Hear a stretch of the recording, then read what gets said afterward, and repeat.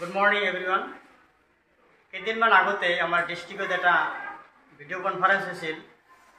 তাতে মানে আগন্তুক HSLC এক্সামিনেশ্যনৰ পৰীক্ষাৰ কিছুমান গুৰুত্বপূৰ্ণ বিষয় আলোচনা হৈছিল। তাতে ডিষ্ট্ৰিক্টৰ ফালৰ পৰা এইটো কোৱা হৈছিল যে বিজ্ঞান বিষয়ত প্ৰতিজনে শিক্ষকে এটাকৈ চেপ্টাৰ ল'ব লাগে আৰু তাৰ এখন ভিডিঅ' বনাই তাতে ইম্পৰ্টেণ্ট কুৱেশ্যন আৰু ইম্পৰ্টেণ্ট টপিকস আলোচনা কৰিব লাগে। সেই মৰ্মে আজি মই বিজ্ঞান ক্লাছ 10 বিজ্ঞানৰ দ্বিতীয় চেপ্টাৰ অম্ল ক্ষাৰক আৰু লৱণ সেই চেপ্টাৰৰ বিষয়ে আলোচনা কৰিম। তাতে কিছুমান গুৰুত্বপূৰ্ণ কথা আলোচনা হ'ব, লগতে কিছুমান ইম্পৰ্টেণ্ট কুৱেশ্যন এনচাৰ আলোচনা কৰা হ'ব। প্ৰথম এটা ছবি ইয়াতে দাঙি ধৰিছোঁ। ছবিটোত তোমালোকে লক্ষ্য কৰা কি আছে। কিছুমান ফল মূল আছে, গাখীৰ দেখুওৱা হৈছে, ভিনেগাৰ দেখুওৱা হৈছে। ভিনেগাৰত আমি হয়তো কিতাপত পাইছোঁ ভিনেগাৰত এচিটিক এচিড থাকে।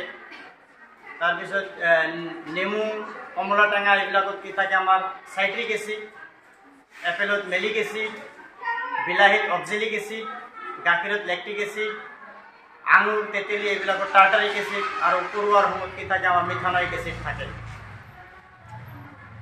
আৰু পৰৱৰ্তী চেপ্টাৰত পৰৱৰ্তী পাৰ্টত শ্লাইডত মই দেখাবলৈ চেষ্টা কৰিছোঁ এচিডৰ কিছুমান ব্যৱহাৰ।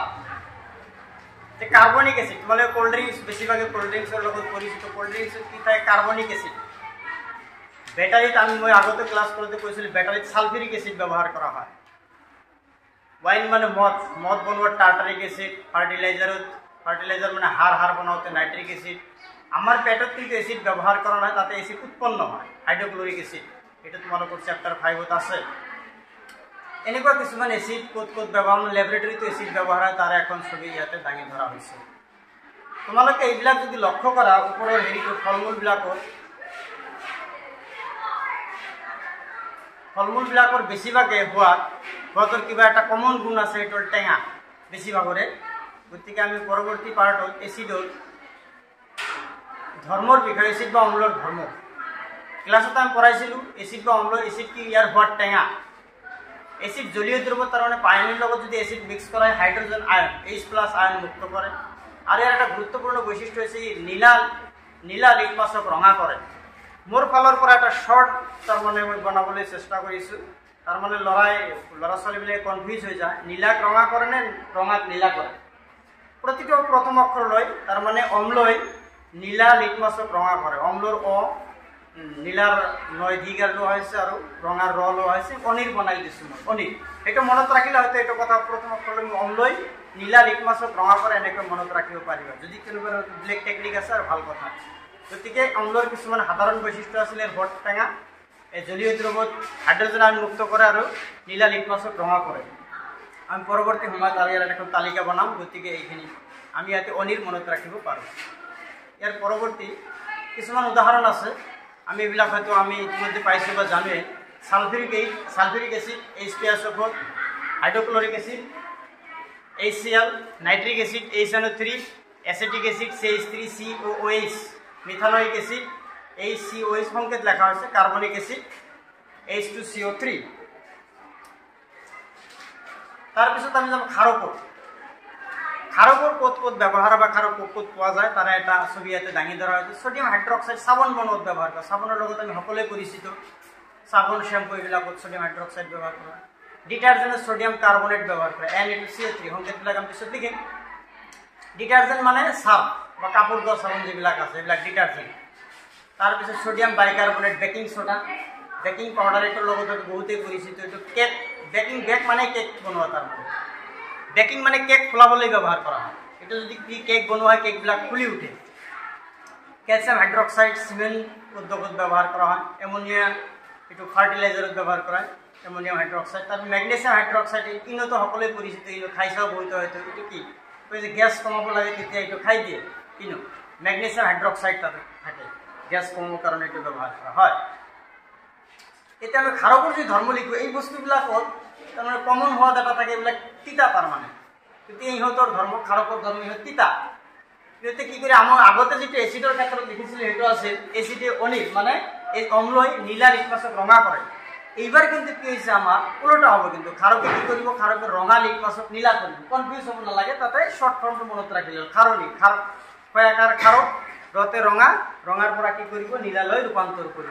ক্ষারকে রঙা লিটমাসক নীলা করে, এটা অনিল লিখিছিল আগতে, একটু লক্ষ্য করে ইয়াতে রঙা আখরে লিখি দিয়েছিল অনিল, আর ইয়াতে আসলে আমার কি ক্ষারণী। ঠিক আছে, কোনোবাই যদি বেলেগ ধরনের মনে রাখে ভালো কথা, একটু কনফিউজ যার কারণে মই অলপ চেষ্টা করেছি মোৰ ভালো কৰা।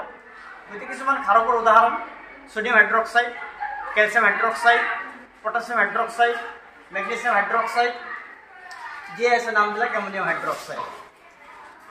এতিয়া আমি চাম ইয়াতে ইম্পৰ্টেণ্ট বস্তু ক্ষাৰক কি অম্ল কি এইবিলাক পৰীক্ষাত নিদিয়ে, এই চিনাক্তকৰণৰ পৰা কোৱেশ্যন আহিব পাৰে। গতিকে অম্ল আৰু ক্ষাৰক আমি কেনেকৈ চিনাক্তকৰণ কৰিব পাৰিম। লিটমাছ আমি হয়তো ক্লাছতো দেখাইছিলোঁ তোমালোকক এক ধৰণৰ পেপাৰ। লিটমাছ নামৰ এবিধ ৰঞ্জক পদাৰ্থৰ সহায়ত কোনো এটা দ্ৰব্য অম্ল এচিড নে ক্ষাৰক চিনাক্তকৰণ কৰিব পাৰি। ইয়াৰ উপৰি লিটমাছৰ উপৰি আছে হালধি, মিথাইল অৰেঞ্জ, ফেনলেফথেলিনৰ সহায়ত কোনো এটা দ্ৰব্য অম্ল নে ক্ষাৰক চিনাক্তকৰণ কৰিব পাৰি। যিহেতু সিহঁতৰ সহায়ত অম্ল নে ক্ষাৰক চিনাক্তকৰণ কৰিব পাৰি, যাৰ কাৰণে সিহঁতক সূচক বুলি কোৱা হয়। লিটমাছ পৰীক্ষা এটা দেখুওৱা হৈছে, তোমালোকে ইয়াতে হয়তো ছবিটো চালে স্পষ্ট হ'ব তোমালোকৰ। চ' তাতে কি লিখা হৈছে লিটমাছ পৰীক্ষা, আমলিক মাধ্যমত লিটমাছৰ ৰং, এইটো আছে এচিড। এইফালৰ যিটো বটল বা গ্লাছ দেখুওৱা হৈছে এইটোত কি আছে টেষ্ট টিউব দেখুওৱা হৈছে, এইটোত আছে এচিড আৰু এইটোত আছে কি ক্ষাৰক। এচিডত আমাৰ কি আছিল, আমি কি আমলিক মাধ্যমত লিটমাছৰ ৰং নীলাৰ পৰা ৰঙালৈ পৰিৱৰ্তন হয়, আমি ইতিমধ্যে পাইছিলোঁ কৰিছিলোঁ অলপ আগতে। এইটো হৈছিল আমাৰ প্ৰকৃত কাগজৰ কালাৰ, লিটমাছ কাগজৰ কালাৰ। এইটো ডুবাই দিয়াৰ লগে লগে তলত কি হৈছে দেখা পাইছানে তোমালোকে, এইটো কি হৈ গৈছে ৰঙা হৈ গৈছে। তেতিয়া আমি ইয়াতে কি লিখিছোঁ, আমলিক মাধ্যমত লিটমাছৰ ৰং নীলাৰ পৰা ৰঙালৈ পৰিৱৰ্তন হয়। এইটো ছবি চাই মনত ৰাখিব পৰা যায়। ওপৰত কি আছে নীলা, যি এইখিনি ডুবি যোৱা নাই, এইখিনি এচিডত ডুবাই দিয়া হৈছে, ডুবাই দিয়াৰ লগে লগে তলত কি হৈছে ৰংটো পৰিৱৰ্তন হৈ ৰঙালৈ হৈছে। ঠিক ইয়াতে ওলোটা হৈছে, কিন্তু ক্ষাৰকীয় মাধ্যমত লিটমাছ ৰং ৰঙাৰ পৰা নীলালৈ পৰিৱৰ্তন হয়, ৰঙাৰ পৰা নীলালৈ পৰিৱৰ্তন হয়। এইটো হৈছে আমাৰ একচুৱেল কালাৰ। এইটো যিখিনি ক্ষাৰকত ডুবাই দিয়া হৈছে এইখিনি কি হৈছে নীলা হৈ গৈছে। এতিয়া হয়তো মনত থাকিব তোমালোকৰ স্পষ্টভাৱে অম্লত কি পৰিৱৰ্তন হয় আৰু ক্ষাৰকত কি পৰিৱৰ্তন। এতিয়া মোৰ এটা প্ৰশ্ন হ'ব পাৰে, এতিয়া অম্লত যদি মই কি ৰঙা লিটমাছটো দিওঁ কিবা পৰিৱৰ্তন হ'বনে? যে ৰঙা লিটমাছ দিওঁ, যে অম্লই কি কৰে নীলাৰ পৰা ৰঙালৈ পৰিৱৰ্তন কৰে। যদি ইতিমধ্যে লিটমাছটো ৰঙা লিটমাছ দিওঁ তাতে কিন্তু কোনো ধৰণৰ পৰিৱৰ্তন নহয়। ঠিক একেদৰে আমাৰ ইয়াতে কি হ'ব, যদি আমি ক্ষাৰকত নীলা লিটমাছ দিওঁ ইয়াতে কোনো ধৰণৰ পৰিৱৰ্তন নহ'ব। এটা আছে লিটমাছৰ সহায়ত আমি অম্ল বা ক্ষাৰক কেনেকৈ চিনাক্তকৰণ কৰিব পাৰোঁ। তাৰপিছত আছিল মিথাইল অৰেঞ্জ। মিথাইল অৰেঞ্জ এইটো এক ধৰণৰ সূচক, ইয়াক আৰ্টিফিচিয়েল ইণ্ডিকেটৰ বুলি কোৱা হয়, কৃত্ৰিম সূচক বুলি কোৱা হয়, তাৰমানে এইটো নেচাৰেলি পোৱা নাযায়। এই মাজত যিটো দেখিছানে তোমালোকে, মাজত মিথাইল অৰেঞ্জ, অৰেঞ্জ কালাৰটোৰ লগত তোমালোকে হয়তো পৰিচিত, এইটো অৰেঞ্জ কালাৰ তাৰমানে, যাৰ কাৰণে নামৰ লগতে অৰেঞ্জ শব্দটো ৰখা হৈছে মিথাইল অৰেঞ্জ। এইটো চাবা মাজৰটো মিথাইল অৰেঞ্জ, এইটো ইয়াৰ প্ৰথম অৱস্থাত কালাৰ, তাৰমানে এচিডতো নহয় বৰ্তমান আমলিকতো নহয় ক্ষাৰকতো নহয়। গতিকে চোৱা এইটো যদি ইয়াৰ লগত যদি অলপ এচিড মিক্স কৰা হয়, ইয়াতে যদি অলপ এচিড ঢালি দিয়া হয়, এচিড মানে আমলিক মাধ্যম ঢালি দিলে কি হ'ব ৰং ৰঙা হৈ যাব। গতিকে কি দেখুৱাইছে এইফালে এচিড আমলিক মাধ্যমত তাৰমানে কি মিথাইল অৰেঞ্জৰ ৰং কেনেকুৱা হ'ব ৰঙা হ'ব। এইটো এচিডৰ নিচিনাই হৈছে, সৰি লিটমাছৰ নিচিনাই হৈছে। লিটমাছ কি নীলাৰ পৰা আমলিক মাধ্যম নীলাৰ পৰা ৰঙালৈ পৰিৱৰ্তন হয়। ক্ষাৰকীয় মাধ্যমত কি হৈছে ইয়াতে চোৱা হালধীয়া হৈছে। এতিয়া তোমাৰ ডায়েগ্ৰামত দিয়া হৈছে, তাৰমানে যদি এই ইয়াতে ক্ষাৰক যোগ কৰা হয়, যেনে পটাছিয়াম হাইড্ৰক্সাইড, ছডিয়াম হাইড্ৰক্সাইড, যিবিলাক ক্ষাৰক আছে তাৰমানে কেলছিয়াম হাইড্ৰক্সাইড, ইয়াতে যোগ কৰাৰ লগে লগে মিক্স কৰাৰ লগে লগে কালাৰটো কিন্তু হালধীয়া হৈ যায়। গতিকে পিকচাৰটো যদি তোমালোকে মনত ৰাখা হয়তো পৰীক্ষাত হয়তো তোমালোকে লিখিব পাৰিবা, পাহৰি নাযাবা, যাৰ কাৰণে পিকচাৰৰ সহায়ত বুজাবলৈ চেষ্টা কৰা হৈছে। গতিকে কি হ'ব মিথাইল অৰেঞ্জ, প্ৰথম অৱস্থাত মিথাইল অৰেঞ্জৰ কালাৰ এইটো হ'ব আমাৰ অৰেঞ্জ কালাৰ, আমলিক মাধ্যমত ৰঙা হৈ যাব আৰু ক্ষাৰকীয় মাধ্যমত কি হৈছে হালধীয়া হৈ যায়। গতিকে আমি পৰৱৰ্তী টেষ্ট লৈ যাওঁ। ফিনলেফথেলিন, এইটো মই ক্লাছৰুমত তোমালোকে কৰাইছিলোঁ। ফিনলেফথেলিন ইয়াৰ তাৰমানে নৰ্মেল অৱস্থাত প্ৰথম অৱস্থাত ইয়াৰ কোনো কালাৰ নাই, পানীৰ নিচিনা বৰণহীন তাৰমানে।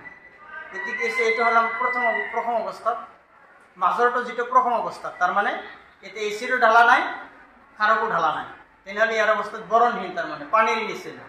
আমলিক মাধ্যমত ইয়াৰ কালাৰ কোনো পৰিৱৰ্তন নহয়, তাৰমানে অম্লৰ বা এচিড যদি আমি ইয়াতে ঢালি দিওঁ, ইয়াতে এচিড যদি আমি ঢালি দিওঁ তেনেহ'লে ইয়াৰ ৰঙৰ কোনো পৰিৱৰ্তন নহ'ব। কিন্তু যদি ইয়াৰ লগত ইয়াতে ক্ষাৰক ঢালি দিয়া হয়, potassium hydroxide, sodium hydroxide, calcium hydroxide, কিন্তু যদি কিবা এটা ইয়াতে ঢালি দিয়া হয় তেনেহ'লে ইয়াতে কি হৈ যাব ৰং পৰিৱৰ্তন হৈ গুলপীয়া ৰং পিংক কালাৰৰ পৰিৱৰ্তন হ'ব। গতিকে ইয়াতে কি পৰিৱৰ্তন হৈছে আমলিক মাধ্যমত বৰণহীন তাৰমানে কালাৰৰ কোনো পৰিৱৰ্তন হোৱা নাই, যেনেকুৱা আছে তেনেকুৱাই থাকিব। কিন্তু ক্ষাৰকীয় মাধ্যমত ৰঙৰ পৰিৱৰ্তন কি হৈছে গুলপীয়া ৰং হৈছে, পিংক কালাৰ হৈছে। তাৰপিছত এইখিনি আছিল আমাৰ ৰঙৰ ভিত্তিত, যেনেকুৱা লিটমাছ আছিল, মিথাইল অৰেঞ্জ আছিল, ফিনলেফথেলিন, হালধিটো ইয়াতে দেখুওৱা হোৱা নাই, হালধিও ৰঙৰ পৰিৱৰ্তন ঘটে ক্ষাৰকীয় মাধ্যমত। গতিকে এইখিনি আছে ৰঙৰ ভিত্তিত। কিন্তু ৰং নোহোৱাকৈ আৰু কিছুমান সূচক আছে, সেইবিলাকক তাৰমানে আমি গন্ধ চেঞ্জ কৰি এইবিলাকে কি কৰে আমাক অম্ল বা ক্ষাৰক চিনাক্তকৰণ সহায় কৰে। তেনেকুৱা ইয়াতে দুটা উদাহৰণ দাঙি ধৰা হৈছে। ডেফিনেশ্যন ইয়াতে লিখি দিয়া হৈছে, কি লিখা হৈছে যিবিলাক পদাৰ্থই আমলিক আৰু ক্ষাৰকীয় মাধ্যমত গোন্ধ সলনি কৰি এচিড আৰু ক্ষাৰকক চিনাক্ত কৰাত সহায় কৰে সেইবিলাকক ঘ্ৰাণেন্দ্ৰিয় সূচক বোলে। তাৰমানে ঘ্ৰাণ পাওঁ, পিঁয়াজ আছে, ভেনিলা আপেল আছে। তোমালোকৰ এই যিটো প্ৰি ফাইনেল হৈ গ'ল তাতে এটা কুৱেশ্যন দিছিল, দৃষ্টিহীন ছাত্ৰ এজনে অম্ল বা ক্ষাৰক সূচক হিচাপে কোনটো ব্যৱহাৰ কৰিব? অপশ্যনবিলাকত আছিল লিটমাছ, তাৰপিছত আছিল হালধি, তাৰপিছত আছিল পেটনিয়াৰ পাহি এক ধৰণৰ ৰঞ্জক পদাৰ্থ, আৰু আছিল ভেনিলা আতৰ। গতিকে গোটেইবিলাক ভেনিলা আতৰৰ বাহিৰে বাকী গোটেইখিনিকে ৰঙৰ পৰিৱৰ্তন ঘটি আমলিক বা ক্ষাৰকীয় মাধ্যম বা ক্ষাৰক চিনাক্তকৰণ সহায় কৰিব। গতিকে সেইটোৱে অপশ্যন কোনটো কি ভেনিলা আতৰ, ই গন্ধৰ পৰিৱৰ্তন ঘটে। মনত ৰাখিবা পিঁয়াজ আৰু ভেনিলা আতৰ ই ক্ষাৰকীয় মাধ্যমত ইয়াৰ গন্ধৰ পৰিৱৰ্তন ঘটিব, আমলিক মাধ্যমত ইয়াৰ গন্ধৰ পৰিৱৰ্তন নহয়, অকল ক্ষাৰকীয় মাধ্যমত ইয়াৰ গন্ধৰ পৰিৱৰ্তন হয়, আমলিক মাধ্যমত নহয়। ইয়াৰ পিছত গোটেইখিনিৰ আমি এটা তালিকা দিছোঁ ইয়াতে, তালিকাটো তোমালোকে মন কৰাচোন। তালিকা প্ৰথমে চাবা দ্ৰব্য, তাৰমানে আমি এটা এচিড লৈছোঁ, এটা ক্ষাৰক লৈছোঁ, তাতে কি কি পৰিৱৰ্তন হ'ব? এচিডত ৰঙা লিটমাছ, এচিডে কি কৰিব? নীলা লিটমাছক ৰঙা কৰিব, কিন্তু যদি ৰঙা লিটমাছ দিয়ে কোনো পৰিৱৰ্তন নহয়। ঠিক আছে। তাৰপিছত এচিডত কিয় ফিনলেফথেলিন কি দেখাইছিলে আমি আগতে, যদি ইয়াতে লক্ষ্য কৰা আমলিক মাধ্যমত বৰণহীন, কি লিখিছোঁ? এইটো এচিড দিয়া হৈছে বৰণহীন। মিথাইল অৰেঞ্জ আমলিক মাধ্যমত কি আছিল আমাৰ, এইটো যদি লক্ষ্য কৰা ৰঙা আছে, ইয়াতে কি লিখিছোঁ আমলিক মাধ্যম এচিড হাইড্ৰক্লৰিক এচিড দিছোঁ, গতিকে ইয়াতে কি ৰঙা হৈ যাব। গতিকে মাধ্যমটো দ্ৰৱৰ প্ৰকৃতি কি হ'ব? এইটো হাইড্ৰক্লৰিক এচিড আমলিক মাধ্যম। ঠিক আছে। একেদৰে যদি আমি এটা ক্ষাৰকত টেষ্ট কৰি চাওঁ, ছডিয়াম হাইড্ৰক্সাইড এটা ক্ষাৰক লৈছোঁ, ক্ষাৰকে কি কৰিছে? ক্ষাৰকে ৰঙা লিটমাছক কিন্তু নীলা কৰিব, কালাৰটো মিলাই দি আছে, ৰঙা লিটমাছক কি কৰিব? নীলা কৰিব। কিন্তু যদি নীলা লিটমাছ দিয়া হয় কোনো পৰিৱৰ্তন নহয়।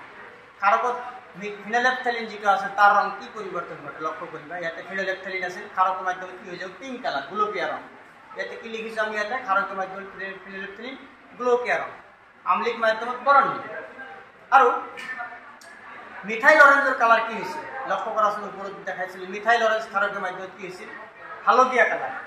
দেখা পাইছানে ইয়াতে মিথাইল অৰেঞ্জ ক্ষাৰকীয় মাধ্যমত হালধীয়া কালাৰ, এইটো ক্ষাৰক লৈছোঁ আমি, গতিকে এইটো কি হ'ব? ক্ষাৰকীয়।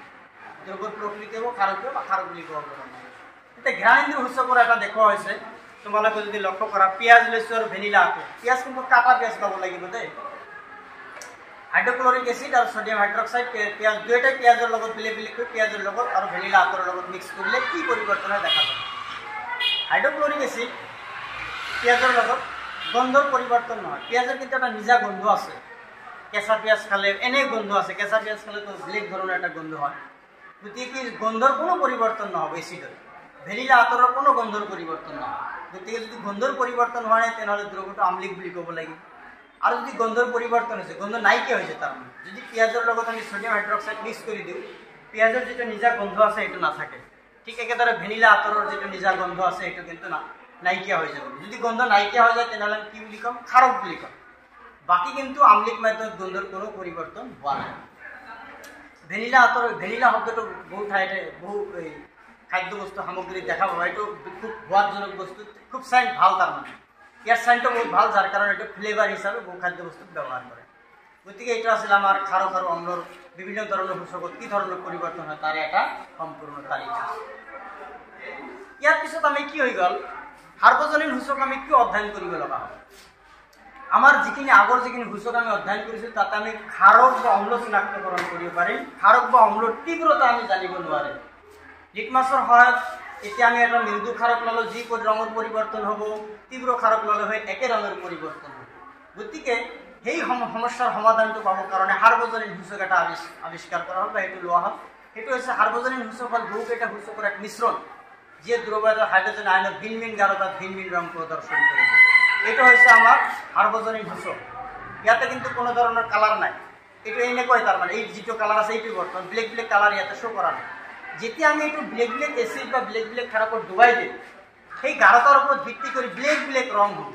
যদি কিবা কাৰণে ইয়াৰ ৰং কোনো এটা দ্ৰৱত পৰিৱৰ্তন হৈ তীব্ৰ একেবাৰে তাৰমানে ডিপ ৰেড ৰঙা হৈ গ'ল, তাৰমানে সম্পূৰ্ণৰূপে ৰঙা হৈ গ'ল, তেনেহ'লে এইটো আমাৰ তীব্ৰ অম্ল। ইয়াৰ কি হ'ব, লাল হ'লে আমি তীব্ৰ অম্ল বুলি ক'ম। তাৰপিছত তাতকৈ যদি অলপ কম হৈ যায় অম্লৰ কি যে আম্লিকতা লাহে লাহে কমি যাব। যেনে অৰেঞ্জ কালাৰ হ'লে কি হ'ব, আমাৰ মৃদু অম্ল হ'ব। লাহে লাহে যদি 7ত যাব, 7 হ'লে কি হ'ব, আমাৰ এইটো কালাৰ যদি 7ত যাব, তেতিয়াহ'লে এইটো পানী তাৰমানে নিউট্ৰেল ডিষ্টিল ৱাটাৰ যিটো আছে সেইটো। আৰু যদি ইয়াতে কোনোবা এটা দ্ৰৱত এনেকুৱা কালাৰ শ্ব' কৰে তেনেহ'লে আমি ক'ম তীব্ৰ খাৰক। ইয়াতে সংখ্যাবিলাক দিয়া হৈছে, যিটো ৰংবিলাক আমি মনত ৰাখিব নোৱাৰি বা ইমান ৰং পোৱাটো অসুবিধাজনক, তাৰ কাৰণে কি কৰিছে PH নামৰ এটা স্কেল ইয়াৰ লগত উদ্ভাৱন কৰা হৈছে বা সংযুক্ত কৰা হৈছে। PH সৰেনসন নামৰ এজন মানুহে এইটো PH এটা হেৰি দিছিল। আমি ইয়াতে দেখিম PH স্কেল, এইটো কিন্তু পৰীক্ষাত কেতিয়াবা দিও।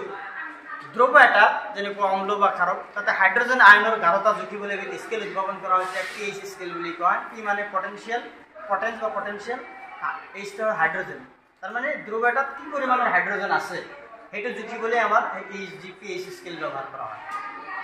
PH স্কেলৰ পৰিসৰ কিমান, 0 পৰা 14। কেতিয়াবা একেবাৰে চিম্পল কুৱেশ্যন যদি কেতিয়াবা দিয়ে এইটো কিন্তু দিব পাৰে যে PH স্কেলৰ পৰিসৰ কিমান। যিহেতু গোটেই কুৱেশ্যন যে ডিফিকাল্ট এনেকুৱা নহয়, কিছুমান কুৱেশ্যন আমাৰ সহজো আহিব পাৰে। গতিকে PH স্কেলৰ পৰিসৰ কিমান, 0 পৰা 14 লৈকে। এতিয়া ডেফিনেশ্যনটো দিয়া হৈছে। পৰৱৰ্তীত আমি এটা কমপ্লিট পিকচাৰ দাঙি ধৰিছোঁ ইয়াতে। বেটাৰী এচিড যদি কিবা কাৰণে এই বেটাৰী এচিডত যদি আমাৰ এই সাৰ্বজনীন সূচক ডুবাই দিয়া হয়, তেনেহ'লে পেপাৰৰ ৰংটো এনেকুৱা হ'ব, একেবাৰে ৰঙা হৈ যাব। এই যিটো পেপাৰ আছিল এই পেপাৰটো যদি ছালফিউৰিক এচিডত ডুবাই দিয়া হয়, তেনেহ'লে ৰংটো এনেকুৱা ৰঙা হৈ যাব। ৰঙা হৈ গ'লে তাৰমানে ইয়াৰ লগত আমি PH ভেলু কি 0 বুলি কম। আৰু তাৰপিছত যদি আমাৰ হাইড্ৰক্লৰিক এচিড, যদি ডাইলেট হাইড্ৰক্লৰিক এচিড তীব্ৰ এচিড, কিন্তু আমাৰ ষ্টমাকৰ কথা কৈছে, তাতে ইমান তীব্ৰ নাথাকে, গতিকে ৰংটো অলপ কমি যাব। নেমুত কি থাকে আমাৰ চাইট্ৰিক এচিড, ৰংটো আৰু অলপ কমি যাব।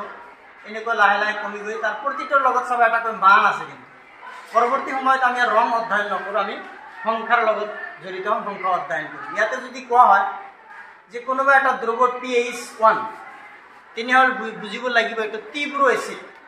বা যদি ডাইৰেক্ট কৈ দিয়ে হাতৰ তলত, তেনেহ'লে দ্ৰৱৰ প্ৰকৃতি কেনেকুৱা। হাত হ'ল আমাৰ নিউট্ৰেল, পিয়ৰ ৱাটাৰ, নিউট্ৰেল, এইটো আমলিকো নহয় ক্ষাৰকীয় নহয়। যদি হাতৰ তলত থাকে তেনেহ'লে এচিডিক হ'ব, আমলিক হ'ব। আৰু যদি হাতৰ পৰা ওপৰত যায় তেনেহ'লে কি হ'ব, ক্ষাৰকীয় বুলি কোৱা হয়। তো হঠাৎ এনেকুৱা প্ৰশ্ন দিয়ে যে কোনোবা এটা দ্ৰৱৰ আছে, প্ৰশ্ন এটা যে কোনোবা এটা দ্ৰৱৰ PH ইকুৱেল ছাপ'জ 8, তেনেহ'লে দ্ৰৱটোৰ প্ৰকৃতি কি, আমলিক হ'ব নে ক্ষাৰকীয় হ'ব। নিশ্চয় ইয়াৰ পৰা তোমালোকে এনচাৰ ক'ব পাৰিবা। ইয়াতে কি কৰা হৈছে, এইটো আমাৰ হাতটো হৈছে নিউট্ৰেল, হাতৰ ওপৰত 7.1 যদি হয় তেনেহ'লে ক্ষাৰকীয় বুলি ক'ব লাগে। 7.2, 3, 4, 8 যিমান আছে ওপৰত যিমান যাব আৰু 8, 9, 10, গতিকে 7ৰ ওপৰত গ'লে সেইটো আমি কি বুলি ক'ম, ক্ষাৰকীয় বুলি ক'ম। ইয়াতে কিছুমান উদাহৰণ, মানুহৰ তেজ ক্ষাৰকীয়, বেকিং ছ'ডা ক্ষাৰকীয়, এণ্টাচিড যে গেষ্ট্ৰিকৰ কাৰণে যিবিলাক ঔষধ খোৱা হয় এইটো ক্ষাৰকীয় প্ৰকৃতিৰ, এমনিয়া চলিউশ্যন ক্ষাৰকীয় প্ৰকৃতিৰ, চাবোনৰ ক্ষাৰকীয় প্ৰকৃতিৰ, ব্লিচিং পাউডাৰ এইটো ক্ষাৰকীয় প্ৰকৃতিৰ, ড্ৰেইন ক্লিনাৰ হাৰ্পিক চাৰ্পিক যি ব্যৱহাৰ কৰে এইবিলাক কিন্তু তীব্ৰ ক্ষাৰক থাকে ইয়াতে, গতিকে এইবিলাক আমাৰ ক্ষাৰকীয় প্ৰকৃতিৰ। গতিকে ইয়াৰ পৰা এতিয়া আমি ৰঙৰ লগত আৰু জড়িত নহয়, এতিয়া আমি অধ্যয়ন কৰিম সংখ্যাৰ লগত। যদি PH ইকুৱেল 5 বুলি কয় তেনেহ'লে PH 5 ক'ত আছে, 7ৰ বাওঁফালে আছে নে, 7ৰ সিফালে আছে, আমলিকতা দেখুৱাইছে এইফালে, গতিকে আমলিক বুলি ক'ব লাগিব। PH যদি 7ৰ ওপৰত গৈছে তেনেহ'লে ক্ষাৰক বুলি ক'ব লাগিব। গতিকে এনেকুৱা প্ৰশ্ন দিব পাৰে যে কোনো এটা দ্ৰৱ PH greater than 7, তেনেহ'লে দ্ৰৱৰ প্ৰকৃতি কি হ'ব পাৰে, আমলিক হ'ব, ক্ষাৰকীয় হ'ব নে কি হ'ব। কুৱেশ্যন আছে, পিছত চাম। গতিকে ইয়াতে সাৰ্বজনীন সূচক আৰু PH দুয়োটা মিক্স কৰি কিছুমান ছবিৰ উদাহৰণ ইয়াতে দেখুওৱা হৈছে। আমাৰ পৰৱৰ্তী তীব্ৰতাৰ ভিত্তিত অম্ল ক্ষাৰকৰ কিছুমান উদাহৰণ। গতিকে তীব্ৰ অম্ল বুলি ক'লে আমাৰ হাইড্ৰক্লৰিক এচিড, এইটোৰ প্ৰথমটো হ'ল আমাৰ হাইড্ৰক্লৰিক এচিড, ওপৰত উদাহৰণ দিছিলোঁ আমি ছালফিউৰিক এচিড। তাৰপিছত কি আছে, নাইট্ৰিক এচিড, মৃদু অম্ল কাৰ্বনিক এচিড, এচিটিক এচিড, এইবিলাক আমাৰ মৃদু অম্ল। তীব্ৰ ক্ষাৰক হ'ব আমাৰ ছডিয়াম হাইড্ৰক্সাইড, পটাছিয়াম হাইড্ৰক্সাইড। মৃদু ক্ষাৰক হ'ব magnesium hydroxide, aluminium hydroxide, zinc hydroxide, calcium hydroxide, যিটো চূণ বুলি কয়, শিথিলিত চূণ, সেইটো আমাৰ মৃদু ক্ষাৰকৰ উদাহৰণৰ ভিতৰত পৰিব। পৰবৰ্তী ক্ষাৰক অম্ল ক্ষাৰকৰ পিছত আমাৰ যেটো পৰৱৰ্তী পাৰ্ট আহে এইটো হল আমাৰ লৱণ, যেটো চেপ্টাৰটো আছিল অম্ল ক্ষাৰক আৰু লৱণ। ইয়াতে লৱণৰ যেটো সংজ্ঞা যেটো দিয়া হৈছে ধাতুৰ দ্বাৰা এচিডত থকা হাইড্ৰোজেন, এইটো হল হাইড্ৰোজেন, এইটো হাইড্ৰোজেন, ধাতুৰ দ্বাৰা এচিডত থকা হাইড্ৰোজেন প্ৰতিস্থাপনেৰে গঠিত আয়নীয় যৌগ কি হৈছে আমাৰ লৱণ। গতিকে এইটো জিংক হৈছে ধাতু, sulphuric acid, zinc sulphate plus hydrogen. ইয়াৰ পৰা হাইড্ৰোজেনটো কোনে জিংকে, জিংক হৈছে ধাতু, হাইড্ৰোজেনক আঁতৰাই দিছে, আঁতৰাই দি যেটো পোৱা গৈছে এইটো জিংক সালফেট। এনে প্ৰশ্ন দিয়ে যে অম্ল বা এসিড আৰু ধাতুৰ মাজত বিক্ৰিয়া ঘটি উৎপন্ন হোৱা গেছটোৰ নাম লিখা।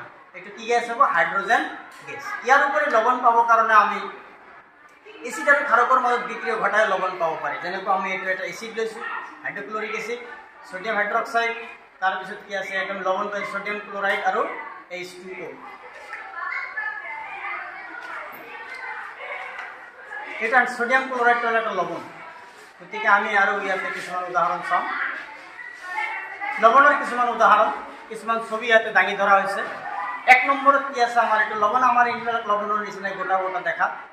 1 নম্বৰ এইটো হৈছে আমাৰ কোবাল্ট ক্লোৰাইড, 2 নম্বৰ এইটো হৈছে আমাৰ কপাৰ ক্লোৰাইড, 3 নম্বৰ এইটো হৈছে কপাৰ সালফেট, এইবিলাক স্কুলৰ লেবতো আছে। এইটো 4 নম্বৰত হৈছে আমাৰ ফেৰাছ সালফেট, 5 নম্বৰত আছে আমাৰ ফেৰিক ক্লোৰাইড, 6 নম্বৰ যেটো এইটো লৱণ আছে পটাছিয়াম ডাইক্ৰোমেট, কালাৰ এনেকুৱা ধৰণৰ, 7 নম্বৰত আছে নিকেল ক্লোৰাইড। জাষ্ট কিছুমান দেখাবৰ কাৰণে যে লৱণ কি বস্তু। আমি যেটো খাওঁ সেইটো লৱণত থাকে সোডিয়াম ক্লোৰাইড, সেইটো কিন্তু দেখাত বগা। তাৰপিছত লৱণৰ প্ৰকৃতি কি হ'ব পাৰে? লৱণ তীব্ৰ হ'ব পাৰে, লৱণ প্ৰথম লৱণ হ'ব পাৰে, আম্লিক লৱণ হ'ব পাৰে আৰু ক্ষাৰকীয় লৱণ হ'ব পাৰে। তো লৱণৰ প্ৰকৃতি এতিয়া আমি প্ৰথম লৱণ কেতিয়া পাম? তীব্ৰ অম্ল আমি আগতে আলোচনা কৰিছিলোঁ, তীব্ৰ অম্ল আৰু তীব্ৰ ক্ষাৰকৰ মাজত যদি বিক্ৰিয়া ঘটে তেতিয়া যিটো লৱণ উৎপন্ন হয় প্ৰথম লৱণ, নিউট্ৰেল বুলি কয়। ই আম্লিকো নহয় ক্ষাৰকীয় নহয়, লগতে লৱণ বিক্রিয়া হলে পানীও কিন্তু উৎপন্ন হবে। তীব্র অম্ল, এটা তোমালোকে সালফিউরিক এসিড ইতিমধ্যে কোয়া হয়েছে তীব্র অম্ল, আর এটা মৃদু ক্ষারক কপার হাইড্রক্সাইড, মৃদু ক্ষারক বিক্রিয়া করে কপার সালফেট প্লাস 2H2 পানি। এই কপার সালফেটটো কি হবো আমার, যেহেতু অম্লর তীব্রতা বেশি আছে গতিকে কি হবো আমার তীব্র এই লবণটা হবো আম্লিক লবণ। ঠিক একেদরে মৃদু অম্ল আর তীব্র ক্ষারক, এবার ক্ষারকের তীব্রতা বেশি আছে গতিকে লবণটার প্রকৃতি কি হবো ক্ষারকীয় প্রকৃতি। গতিকে দুইটাই যদি তীব্র হয় তাহলে প্রথম লবণ হবো, বাকি যেটা তীব্র হবে যদি এটা তীব্র হয় এটা মৃদু হয়, যেটা তীব্র হবে যদি অম্ল তীব্র হয় তাহলে লবণটা আম্লিক হবে, যদি ক্ষারক তীব্র হয় তাহলে লবণটা ক্ষারকীয় হবে। তার পরবর্তী পার্টত আমি কিছুমান ইম্পর্টেন্ট কোয়েশ্চন এনসার আলোচনা কৰিব পাৰোঁ। এটা এমসিকিউ হিসাবে মই কোয়েশ্চনখিনি দিয়া নাই, বেছি দীঘলীয়া হৈ যায়, লিখিবলৈ বহুত সময় লাগি যাব, গতিকে এইটো কি দিছোঁ মই, দুবিধ প্ৰাকৃতিক সূচকৰ নাম লিখা। এটা আছে লিটমাছ, প্ৰাকৃতিক যেটো ন্যাচাৰেলি পোৱা যায়, এটা আছে লিটমাছ, আনটো আছিল হালধি। হালধিৰ লগত আমি সকলোৱে পৰিচিত, হালধি কিন্তু ক্ষাৰকত এই ৰঙৰ পৰিৱৰ্তন ঘটাই দিয়ে। দুবিধ সাংশ্লেষিক সূচকৰ নাম লিখা, সাংশ্লেষিক মানে আৰ্টিফিচিয়েল, যিবিলাক ন্যাচাৰেলি পোৱা নাযায়, মিথাইল অৰেঞ্জ আৰু ফিনলেপথেলিন। গতিকে প্ৰশ্ন হয়তো ডাইৰেক্ট যে তলৰ কোনটো সাংশ্লেষিক সূচক হয় এনেকুৱা ধৰণৰ প্ৰশ্ন দিব পাৰে। গতিকে অপশ্যনখিনি যদি ডাইৰেক্ট মুখস্থ থাকে কোনো অসুবিধা নাই। ঘ্ৰাণেন্দ্ৰীয় সূচকৰ দুটা উদাহৰণ দিয়ে, তাতে দেখুওৱা হৈছিল ঘ্ৰাণেন্দ্ৰীয় সূচক পিঁয়াজ আৰু ভেনিলা আটো, ওপৰত যদি পিকচাৰ যদি মনত আছে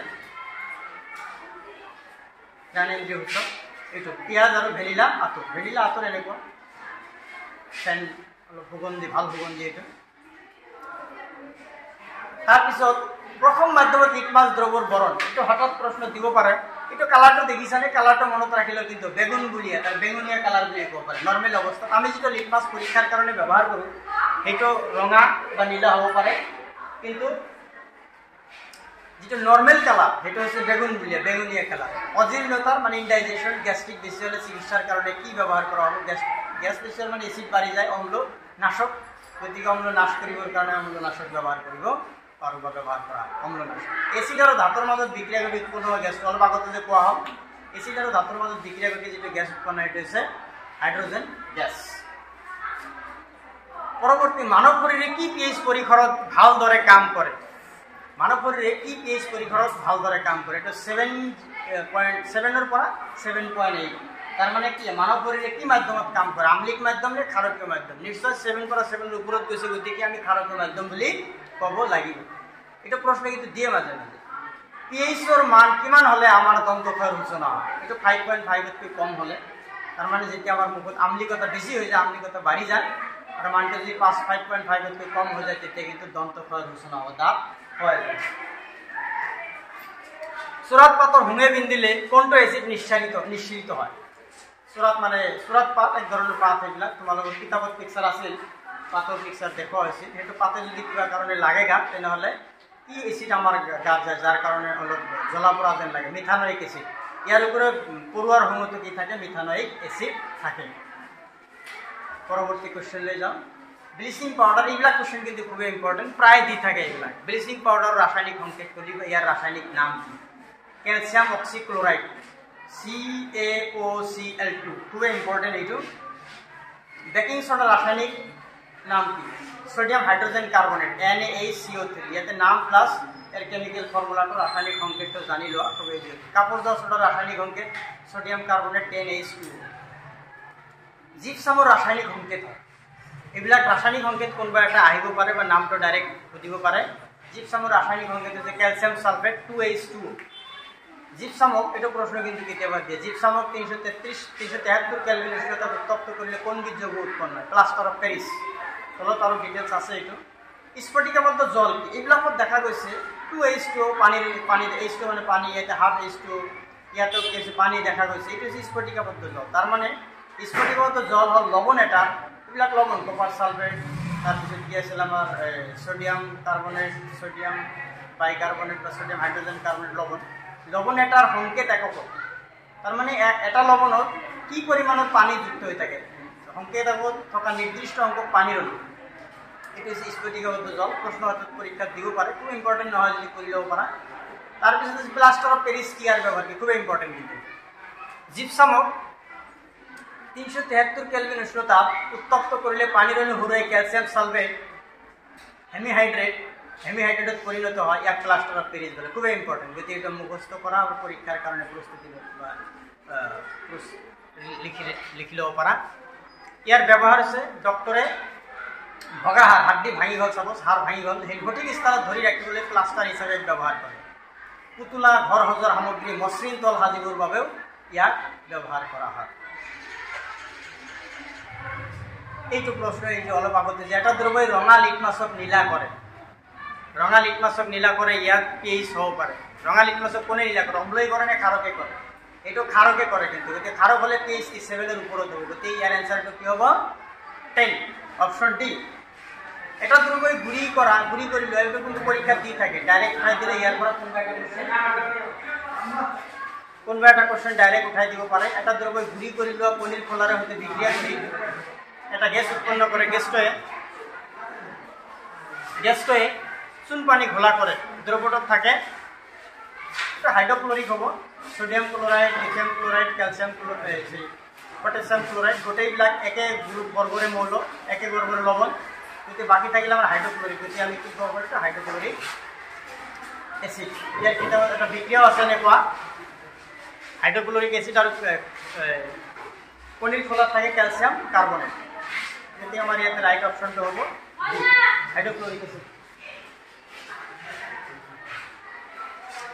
এতে কিতাবর ডাইরেক্ট প্রশ্ন এটা সোডিয়াম হাইড্রক্সাইড দ্রব্য এটা 10 ml HCl দ্রব্য এটা 8 ml সম্পূর্ণভাবে প্রভাবিত করে। যদি আমি একটা সোডিয়াম হাইড্রক্সাইড দ্রব্য 20 ml লও তেন্তে এইখিনি প্রভাবিত কৰিব লগা হাইড্ৰোক্লোৰিক দ্ৰব্য আগৰ হতে একটা দ্রব্য পরিমাণ হব। এটো ইয়াতে হাইড্রোক্লোরিক সোডিয়াম হাইড্রক্সাইড 10 ml আছে তেতিয়া হাইড্রোক্লোরিক অ্যাসিড আছে 8 ml যেতিয়া এইটো 10 ml পৰা 20 ml কৰা হয় তেতিয়া এইটো ডাবল কৰি দিব লাগিব ডাবল কৰিলে 16 ml যদি आंसर কি হবে 16 ml অপশন ডি। এটা প্রশ্ন ইম্পর্টেন্ট যৌগ ক্যালসিয়াম অক্সিক্লোরাইডের সাধারণ নামটো কি? এর সাধারণ নাম হল ব্লিচিং পাউডার খুব ইম্পর্টেন্ট আর রাসায়নিক নাম হল ক্যালসিয়াম অক্সিক্লোরাইড। এটা কিতাবত ডাইরেক্ট প্রশ্ন আসলে যে খুব ইম্পর্টেন্ট ক্লোরিনের হতে বিক্রিয়া করালে ব্লিচিং পাউডার উৎপন্ন করা যৌগটার নাম লেখা এটা হবো ক্যালসিয়াম হাইড্রক্সাইড। যদি ক্যালসিয়াম হাইড্রক্সাইডে যদি ক্লোরিন হতে বিক্রিয়া ঘটে সেটা কি আমার ব্লিচিং পাউডার উৎপন্ন কিছু বিক্রিয়াটা আছে এইটো প্রশ্ন ইম্পর্টেন্ট। ব্লিচিং পাউডার কি? ব্লিচিং পাউডার প্রস্তুতকরণের একটা পদ্ধতি লেখা ব্লিচিং পাউডারের দুটো ব্যবহার লেখা খুব ইম্পর্টেন্ট কোশ্চেন যে এই এবিধ বগা পাউডার যাক রাসায়নিকভাবে ক্যালসিয়াম অক্সিক্লোরাইড হিসাবে জানা যায় ইয়াৰ প্ৰস্তুতকৰণ পদ্ধতি খুব ইম্পৰ্টেণ্ট। শুকান শীতলিত চূণৰ লগত ক্লৰিনৰ ক্ৰিয়াৰ দ্বাৰা ব্লিচিং পাউডাৰ প্ৰস্তুত কৰা। কিতাপত ডাইৰেক্ট আচলতে প্ৰস্তুত খুব ইম্পৰ্টেণ্ট। কেলছিয়াম হাইড্ৰক্সাইড প্লাছ ক্লৰিনৰ বিক্ৰিয়া ঘটায় কেলছিয়াম অক্সিক্লোৰাইড প্লাছ পানী, গোটেই বিক্ৰিয়াকৰণ প্ৰস্তুত বিক্ৰিয়াটো জানিব লাগিব। ব্যৱহাৰ কিতাপত আছে ডাইৰেক্ট, তথাপি মই দি দিছোঁ ব্যৱহাৰটো। বস্ত্ৰ উদ্যোগত কপাহী কাপোৰ আৰু লিনেন কাপোৰ বিৰঞ্জিত কৰিবলৈ ব্যৱহাৰ কৰে। বিৰঞ্জিত মানে ৰং নাইকিয়া কৰিব। বহুতো ৰাসায়নিক উদ্যোগত জাৰক পদাৰ্থ হিচাপে ব্যৱহাৰ কৰা হয়। খোৱা পানী বীজাণুমুক্ত কৰিবলৈও ব্যৱহাৰ কৰা হয়। গতিকে দুটাকৈ ব্যৱহাৰ, এক মাৰ্ক দিব যিহেতু দুটাকৈ এটলিষ্ট দুটাকৈ ব্যৱহাৰ জানিলেই হয়। কঠিন পানী কোমল কৰাৰ কাৰণে ব্যৱহাৰ কৰা সোডিয়াম যৌগটোৰ নাম কি? এইটো সোডিয়াম যৌগটোৰ নাম হৈছে কাপোৰ ধোৱা ছটা। কাপোৰ ধোৱা ছটাৰ ৰাসায়নিক সংকেত হৈছে সোডিয়াম কাৰ্বনেট 10H2O। এইটো পৰীক্ষাৰ কাৰণে 2 নম্বৰৰ কোৱেশ্চন হিচাপে ইম্পৰ্টেণ্ট আছে, গতিকে তোমালোকে কৰিবা। এইটো প্লাষ্টাৰ অফ পেৰিছক জলীয় বাষ্প সোমাব নোৱাৰা পাত্ৰত থ'ব লাগে, কিয় ব্যাখ্যা কৰা?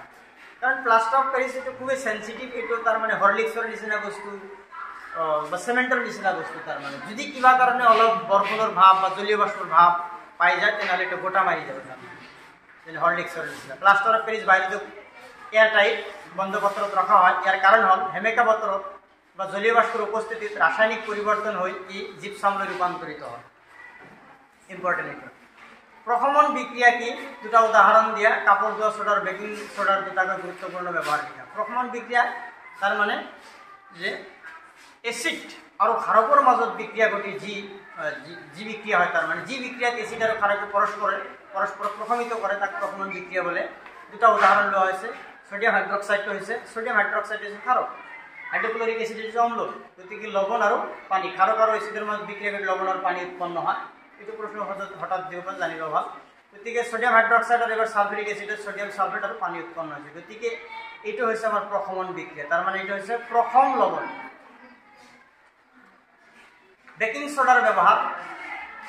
বেকিং সোডা, বেকিং মানে যিহেতু কেকৰ কথা কোৱা হৈছে, কেক বনোৱা, বেকাৰীত ব্যৱহাৰ কৰা হয় যিবিলাক কেক বনায়। সোডা এচিড অগ্নি নিৰ্বাপক যন্ত্ৰটো ব্যৱহাৰ কৰা হয়, যিবিলাক জুই নুমাবৰ কাৰণে যিবিলাক মেচিন সৰু হেৰি যন্ত্ৰ থাকে তাতে ব্যৱহাৰ কৰা হয়। কাপোৰ ধোৱা সোডাৰ ব্যৱহাৰ গ্লাছ, চাবোন, কাগজ তৈৰিৰ বাবে ব্যৱহাৰ কৰা হয়।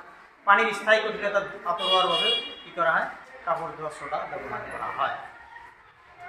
কিছুমান পানীত তাৰমানে সাধাৰণ চাবোনে কাম নকৰে, সেইবিলাকত আমি কাপোৰ ধোৱা সেই পানীৰ কঠিনতা দূৰ কৰিবৰ কাৰণে কাপোৰ ধোৱা সোডা ব্যৱহাৰ কৰিব। এইটো কোৱেশ্চন মাজে মাজে দি থাকে। এটা ধাতব যৌগ এই লঘু হাইড্ৰক্লৰিক এচিডৰ সৈতে বিক্ৰিয়া কৰি বুৰবুৰণিৰ সৃষ্টি কৰে, উৎপন্ন গেছটো এডাল জ্বলি থকা মম নুমুৱায়। বিক্ৰিয়াটোত উৎপন্ন হোৱা এটা যৌগ ক্যালসিয়াম ক্লোৰাইড হলে বিক্ৰিয়াটোৰ বাবে এইটো সন্তুলিত হ'ব। সম্বলিত লেখা হৈছে, এইটো সন্তুলিত হ'ব। সন্তুলিত সমীকৰণটো লিখা। ধাতুৰ যৌগ হ'ব calcium carbonate, CaCO3 calcium carbonate. নিৰ্গত গেছটো হ'ব যিটো জুই নুমাই দিয়ে, এইটো হ'ব আমাৰ কাৰ্বন ডাই অক্সাইড। আৰু সন্তুলিত ৰাসায়নিক সমীকৰণটো হ'ব calcium carbonate plus 2HCl, calcium chloride, carbon dioxide আৰু পানী। কোৱেশ্চনটো খুবেই ইম্পৰ্টেণ্ট। ইয়াৰ উপৰি কিছুমান কোৱেশ্চন এনে ইম্পৰ্টেণ্ট বুলি ধৰি লোৱা হৈছে। যেহেতু 2 নম্বৰ এটা কোৱেশ্চনৰ কাৰণে 4টা MCQ 2 নম্বৰ এটা কোৱেশ্চন কি দিব কোৱাটো খুবেই টান। তাৰে ভিতৰত মোৰ ফালৰ পৰা চেষ্টা কৰা হৈছে আগৰ কোৱেশ্চনবিলাক অলপ চালি জাৰি চাই। পাতিত পানীয়ে কিয় বিদ্যুৎ সৰবৰাহ নকৰে কিন্তু বৰষুণৰ পানীয়ে কৰে কিয়? পাতিত পানী হ'ল ডিষ্টিল ৱাটাৰ, যিটো পানী বেটাৰীত দিয়া হয়, তাতে কোনো ধৰণৰ আয়ন নাথাকে, যাৰ কাৰণে এই বিদ্যুৎ সৰবৰাহ নকৰে। কিন্তু বৰষুণৰ পানীত নানা ধৰণৰ আয়ন থাকে, মিনাৰেলছ থাকে, সেইবিলাকে বিদ্যুৎ সৰবৰাহ কৰে, যাৰ কাৰণে বৰষুণৰ পানীত বিদ্যুৎ সৰবৰাহ হয়। পৰীক্ষা নল A আৰু পৰীক্ষা নল B সমান দৈৰ্ঘ্যৰ দুডাল মেগনেছিয়ামৰ ফিতা লোৱা হ'ল। এইটো মেগনেছিয়াম ফিতা তোমালোকক মই দেখাইছিলোঁ প্ৰেক্টিকেলত। পৰীক্ষা নল A হাইড্ৰক্লৰিক এচিড আৰু পৰীক্ষা নল B এচিটিক এচিড যোগ কৰা হ'ল। এচিড দুটাৰ গাঢ়তা ইয়াতে কিন্তু এইটো মিচিং হৈ আছে, 8 হ'ব। এইটো ইংলিছ আলফাবেট হ'ব লাগিছিল, লেটাৰ A হ'ব লাগিছিল। গাঢ়তা একে পৰিমাণৰ লোৱা হৈছে। কোনটো পৰীক্ষা নল বেছি বেগেৰে বুৰবুৰণি ওলাব আৰু কিয়?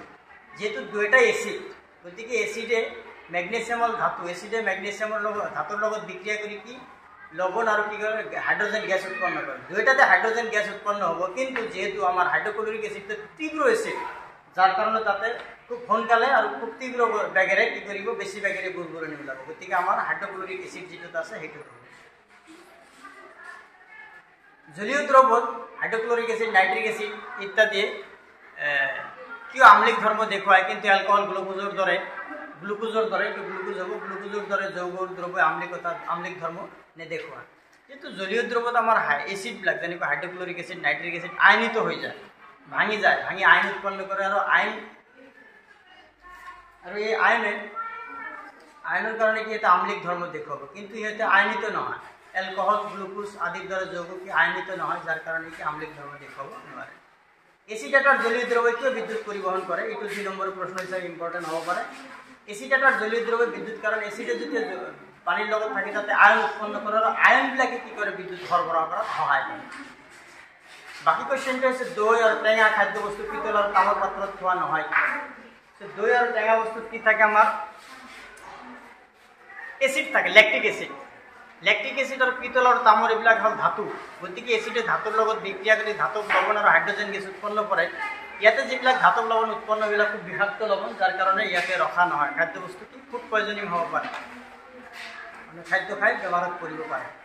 গতিকে এইখিনি আছিল আমাৰ মোৰ ফালৰ পৰা ইম্পৰ্টেণ্ট বুলি ভবা কুৱেশ্যন। গতিকে তোমালোকে এইখিনি কৰিলে আশা কৰোঁ হয়তো কমন কৰিব বুলি মই ভাবোঁ। ধাৰণা মোৰ ফালৰ পৰা চেষ্টা কৰা হৈছে। গতিকে থেংক ইউ।